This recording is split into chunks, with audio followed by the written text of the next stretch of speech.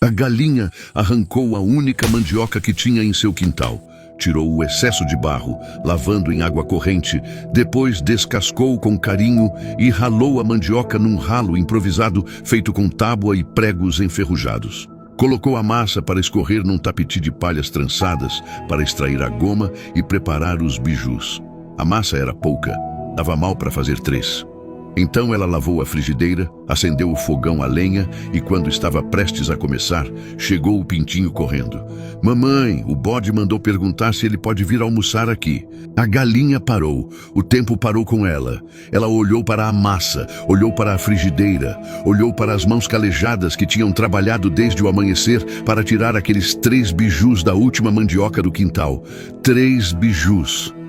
Nem sal tinha para temperar. E agora havia uma visita. Não era uma visita qualquer. O bode era seu amigo de longa data, um homem, diga-se de passagem, de posses, de prestígio, acostumado à fartura. E ela ali, com 3 bijus e uma despensa que envergonhava até o vazio. Com o coração apertado, abriu a despensa e confirmou o que já sabia. Não havia feijão, não havia arroz, não havia sequer o sal. Apenas a massa branquinha e úmida sobre a bancada, esperando a frigideira quente. Como receberei uma visita tão ilustre na minha casa? O que oferecerei no almoço? A vergonha queimava mais do que o fogão aceso. Mas a galinha era orgulhosa do jeito certo. Não o orgulho que recusa ajuda com arrogância, mas o orgulho que se recusa a decepcionar. Então respirou fundo, ajeitou o avental e disse ao filho com voz firme, escondendo nas palavras tudo que o olhar entregava. Tá, filho, diga a ele que venha almoçar conosco, mas pergunte se ele não se importa em comer beiju com a gente. O pintinho saiu correndo, miúdo e inocente, sem entender o peso daquele recado. E a galinha ficou ali, sozinha na cozinha, com o peito cheio de um frio que não era do tempo. Ela começou a varrer a casa como se a vassoura pudesse varrer também a preocupação. Limpou a mesa 3 vezes. Dobrou o pano de prato com um capricho que nunca tinha tido antes. Queria que a casa dissesse o que a despensa não podia dizer. Que ali havia dignidade, havia cuidado, havia amor, mesmo que não houvesse fartura. O pintinho voltou com o rosto radiante. Mamãe, ele disse que não se importa em comer beiju. Disse que beiju é a comida preferida dele. A galinha respirou, menos mal. Pelo menos isso. Com mãos precisas e coração dividido, ela separou a massa em 3 partes iguais. Não uma migalha a mais, não uma migalha a menos. 3 bijus perfeitos, redondos, dourados na frigideira de ferro. Um para ela, um para o filho, um para a visita. Era o que a massa dava. Era o que havia. Mas quando o bode chegou, a alegria da porta durou apenas 1 segundo. Ele não veio sozinho.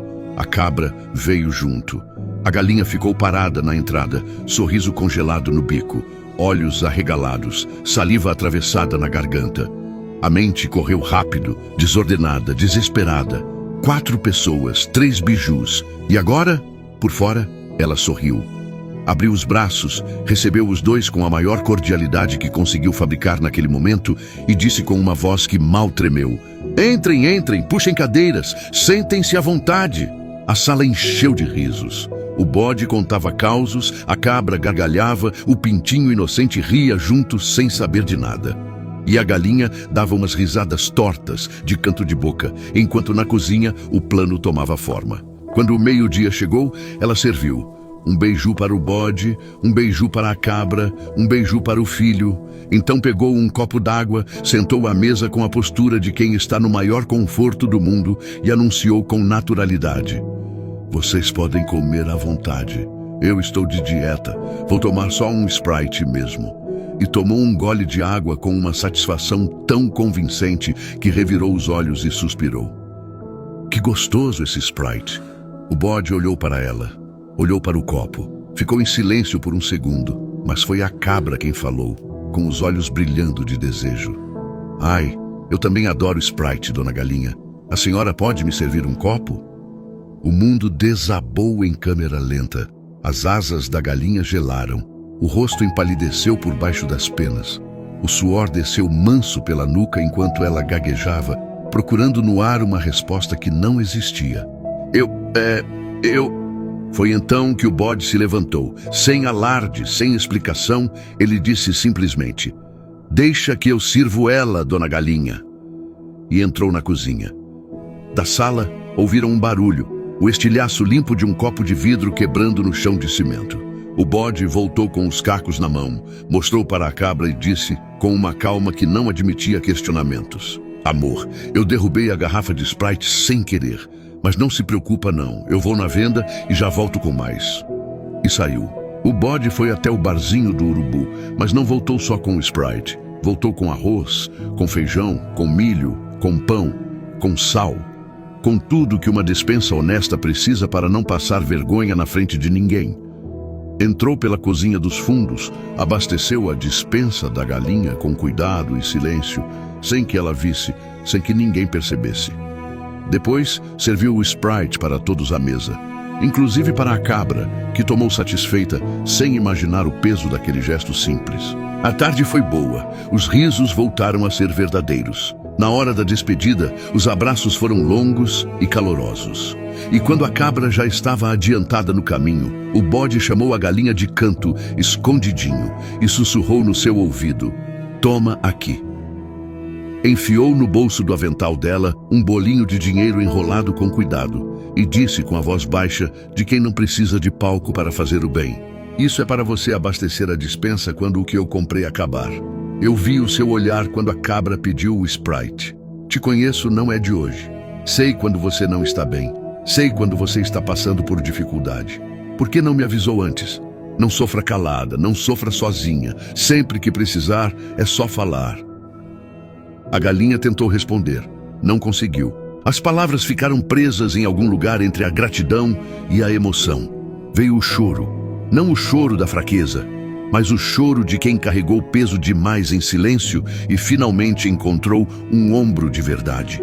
Os dois se abraçaram ali, discretos, enquanto o sol da tarde alongava suas sombras no chão de terra batida. E o bode partiu. A galinha ficou parada na porta por um bom tempo, olhando o caminho por onde o amigo tinha ido embora. Pensou em tudo que tinha acontecido naquele dia. Na mandioca arrancada de manhã cedo, na massa repartida com tanto cuidado, na mentira do Sprite que quase a afundou, e no amigo que, sem fazer alarde, sem humilhar, sem esperar agradecimento, enxergou o que ela escondia e agiu. Não com pena, com amor. Existe uma diferença enorme entre os dois, e a galinha aprendeu essa diferença naquele dia. Pena olha de longe e balança a cabeça. Amor chega perto, entra na cozinha e quebra um copo para te salvar. Um verdadeiro amigo não espera você pedir socorro gritando. Ele lê o seu silêncio. Ele percebe o que você tenta esconder e age, discreto, firme, generoso, sem fazer de você um espetáculo. Se você tem alguém assim na sua vida, cuide, valorize. Não deixe o orgulho ser maior do que a confiança que vocês construíram juntos, porque amigos assim são raros como mandioca boa em tempo de seca. Compartilhe essa história com quem você considera um amigo de verdade e me siga para mais fábulas que tocam a alma e ficam na memória.